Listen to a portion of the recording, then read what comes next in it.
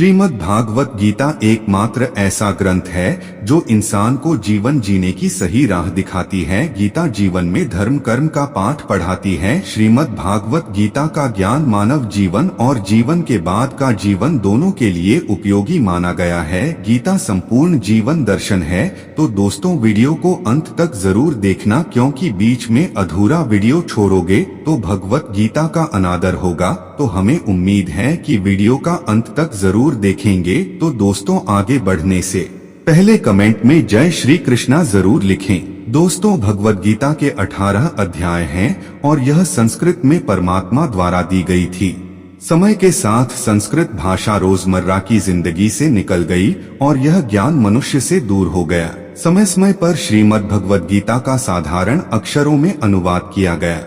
इसी प्रयास को आगे बढ़ाते हुए मैं यहाँ श्रीमद् भगवत गीता संपूर्ण सार को एक आसान रूप में प्रस्तुत कर रहा हूँ। गीता परमात्मा द्वारा दी गई किताब है जो किसी एक धर्म के लिए नहीं बल्कि पूरी मनुष्य जाति के लिए है, पूरी इंसानियत के लिए है, सब आत्माओं के लिए है। क्योंकि ये आत्मा को परमात्मा के बारे में, उसकी सृष्टि के बारे में और सबसे अहम यह उन कायदों के बारे में समझाती है जिनका आत्मा को मनुष्य के रूप में हर हाल में पालन करना होगा, रक्षा करनी होगी। और इन्हीं कायदों की बुनियाद पे एक आत्मा को शरीर त्याग करने के बाद परखा जाएगा और इस परीक्षा से पास होने पे हमेशा के लिए इस जन्म और मृत्यु से मुक्ति मिलेगी। ये ज्ञान परमात्मा ने भगवान कृष्ण के द्वारा सबसे बड़े धर्मयुद्ध महाभारत की रणभूमि कुरुक्षेत्र में अर्जुन को कुछ 5000 साल पहले दिया। ये वो वक्त था जब धर्म का बार बार उल्लंघन हुआ, परमात्मा का डर मनुष्य से निकल गया। लालच की होड़ में भाई ने भाई को मारने की कोशिश की और यही नहीं, एक ब्याहता को भरी सभा में अपने बड़ों के सामने अपमानित किया गया। इससे पहले कि मनुष्य जाति धर्म युग से निकलकर पूर्ण रूप से कलयुग में जाति युद्ध की रणभूमि में युद्ध से कुछ पहले परमात्मा ने गीता भगवान कृष्ण के द्वारा मनुष्य जाति के कल्याण के लिए दी। परमात्मा भगवत गीता में कहते हैं कि मैं ही सबकी शुरुआत हूँ, मैं शुरू से भी पहले था और सब खत्म होने के बाद भी रहूंगा। सब मुझ में है और मैं सब में हूँ। जो भी तुम छू सकते हो, देख सकते हो, चख सकते हो या सुन सकते, वो सब मैं हूँ। ये नदियाँ, पहाड़, सूरज, ग्रहण, चांद, सितारे सब मैंने बनाए हैं। मैंने ही भगवान, शैतान, राक्षस और इंसान बनाया।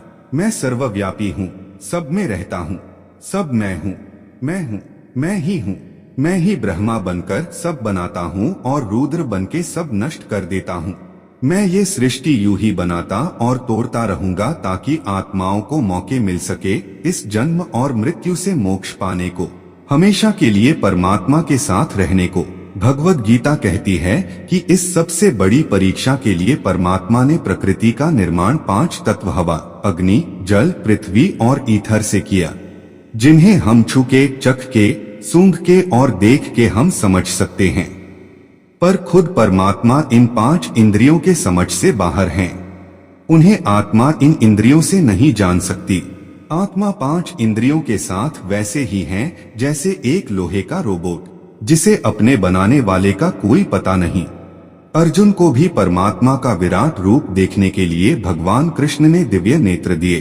भगवत गीता समझाती है कि आत्मा अजन्मी है, इसे कोई मार नहीं सकता, कोई जला नहीं सकता, डूबा नहीं सकता, काट नहीं सकता। लेकिन आत्मा को परमात्मा के साथ हमेशा रहने के लिए ये परीक्षा रूपी जीवन में बैठना ही पड़ेगा। इस परीक्षा के लिए परमात्मा से बिछड़ के आत्मा को पृथ्वी पे किसी न किसी रूप में जन्म लेना पड़ता है और 88 करोड़ योनियों को जीने और भोगने के बाद एक आत्मा को मनुष्य का शरीर और दिमाग मिलता है। इस सबसे बड़ी मर्यादाओं की परीक्षा में बैठने के लिए हर मनुष्य को इस पूरी परीक्षा के दौरान तरह तरह की अच्छी और बुरी भावनाओं की चक्रव्यूह में अपने ही भाई बहन और मित्रों के साथ डाला जाता है, जिसमें हर आत्मा को अपने अंदर के तामसिक और राजसिक अवगुणों से निकल के सात्विक जीवन में प्रवेश करने के मौके मिलते हैं। हमारे तामसिक गुण वो है जो हमारे अंदर हीन भावना पैदा करके हमें खुद को उदास और नुकसान पहुंचाते हैं, और हमारे राजसिक गुण हमें ईर्ष्यालु और लोभी बना के दूसरों के प्रति नुकसान पहुंचा सकते हैं। इस परीक्षा के दौरान हर आत्मा को तामसिक और राजसिक गुणों को खत्म करके अपने सात्विक गुणों से परिचित होना पड़ेगा। सात्विक गुण वो हैं जो आत्मा को अपने आसपास की हर चीज से जोड़े और उन्हें प्यार करना सिखाते हैं। परीक्षा के दौरान हर आत्मा को जीवन के चारों स्तंभ धर्म, अर्थ, काम और मोक्ष का ज्ञान पाके ही मुक्ति मिलती है। यही वो द्वार है जिन्हें समझकर ही आत्मा परमात्मा को समझ सकती है। पहला द्वार धर्म का है और शेर इसका प्रतीक है। धर्म वही है जो गीता में लिखा हुआ है। धर्म वही है जो धारण किया हुआ है, जिसे आपका दिल मानता है। जैसे झूठ नहीं बोलना, चोरी नहीं करना, भगवान का निरादर नहीं करना, दूसरों को नुकसान नहीं देना, यही सब धर्म है। और हर आत्मा को अपने जीवन काल में हर समय धर्म का पालन करना होगा और उसकी रक्षा करनी होगी। दूसरा द्वार अर्थ का है और घोड़ा इसका प्रतीक है। हर आत्मा अपने हर जीवन काल में अपने पृथ्वी पे होने का अर्थ या मूल कारण समझेगी। इस जिंदगी में भोगने वाली चीजें और रिश्तों का आनंद लेगी। अच्छा बेटा और अच्छी बेटी, अच्छा भाई या अच्छी बहन, अच्छा पति या अच्छी पत्नी बनके हर दुनियावी रिश्ते पर खरी उतरेगी और इस परीक्षा को पास करेगी। तीसरा द्वार काम का है। भगवद गीता समझती है कि हर मनुष्य के अंदर काम, क्रोध, लोभ, मोह, अहंकार और ईर्ष्या जैसी 6 भावनाएं हमें अपने और दूसरों के प्रति नुकसान पहुंचा सकती हैं। इन भावनाओं को हर मनुष्य को हमेशा अपने नियंत्रण में रखना होगा, क्योंकि इनके बहाव में किया हुआ कोई भी काम हमारे जीवन भर की परेशानी का कारण बन सकता है और एक आत्मा संतोष और सादगी से इन भावनाओं पर हमेशा के लिए विजय पा सकती है। चौथा स्तंभ मोक्ष का है और हाथी इसका प्रतीक है। इस परीक्षा रूपी जीवन में हर मनुष्य हर समय कुछ इच्छाएं रखता है। कुछ इच्छाएं एक ही जन्म काल में पूरी हो जाती है, पर कुछ अधूरी रह जाती हैं और उनके पूरा होने के लिए आत्मा को वापस पृथ्वी पर आना पड़ता है। भगवद गीता समझाती है कि हमारी इच्छाएं ही मूल कारण है हमारे पृथ्वी पर वापस आने का, और अगर हम कोई भी इच्छा न रखे तो हम इस जीवन और मृत्यु से मुक्त हो सकते हैं। ये द्वार माफी का भी है। जिन्होंने आपके साथ बुरा किया उनको माफ करके और जिनसे आपने बुरा किया उनसे माफी मांग के मुक्ति पाई जा सकती है। जब तक आत्माएं इन चारों दरवाजों धर्म, अर्थ, काम और मोक्ष को समझ नहीं लेती, तब तक इस आत्मा को बार बार मनुष्य के रूप में आना ही पड़ेगा। परीक्षा का समय खत्म होते ही आत्मा शरीर और अन्य सब वस्तुओं का त्याग कर देती है। जो भी संसार में रहकर बनाया वो अब किसी और होगा और आत्मा अपने कर्मों के फैसले के लिए चली जाती है। आत्मा के अच्छे बुरे कर्मों का हिसाब होता है। अपने अच्छे कर्मों के लिए आत्मा कुछ वक्त के लिए स्वर्ग और दुष्कर्मों के लिए नर्क चली जाती है। नर्क में आत्मा को अपने पापों के अनुकूल सजाएं मिलती हैं, पर सजा खत्म होने के बाद आत्मा को फिर से एक नया शरीर और नया दिमाग मिलता है इस परीक्षा में फिर से बैठने के लिए, और हर परीक्षा में वही सब फिर दोहराया जाएगा। जिंदगी के 4 स्तंभ धर्म, अर्थ, काम और मोक्ष को समझने के लिए हर जन्म में अपने कई जन्मों के कर्मों के हिसाब से हर आत्मा को कभी अच्छे तो कभी बुरे हालातों से जाना पड़ता है।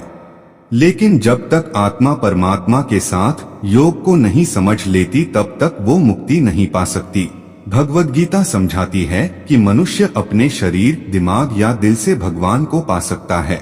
शरीर द्वारा किए कर्मों के माध्यम से परमात्मा को पाने को कर्मयोग कहते हैं। ऐसे कर्म जो परमात्मा की इच्छा से हो और दूसरों के कल्याण के लिए हो।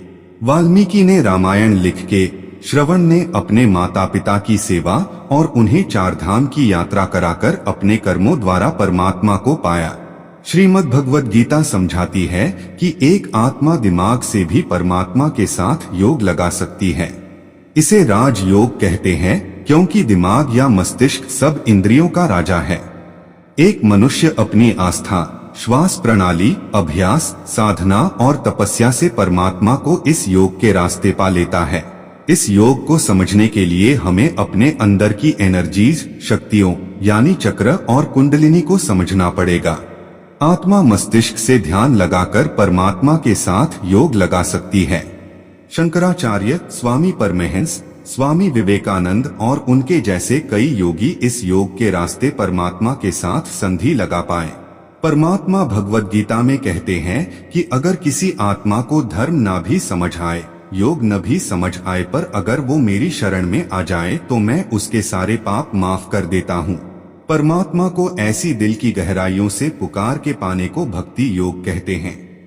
चैतन्य महाप्रभु, मीराबाई और भगवान हनुमान इस योग के सबसे बड़े उदाहरण हैं। लेकिन कभी आत्मा अपने होने का मूल कारण भूल के धर्म का उल्लंघन करे या पाप के रास्ते पर निकल जाए तो उसे ठीक करने के लिए परमात्मा को खुद किसी रूप में पृथ्वी पे जन्म लेते हैं। तो दोस्तों, वीडियो अच्छी लगी तो वीडियो को लाइक, शेयर, कमेंट जरूर करें और हमारे YouTube चैनल के गीता ज्ञान पर नए हैं तो नए चैनल को सब्सक्राइब करके बेल आइकन को प्रेस करें ताकि हर आने वाली वीडियो आप तक सबसे पहले पहुंचे। तो दोस्तों, हमारे वीडियो देखने के लिए बहुत बहुत धन्यवाद। जय श्री कृष्ण।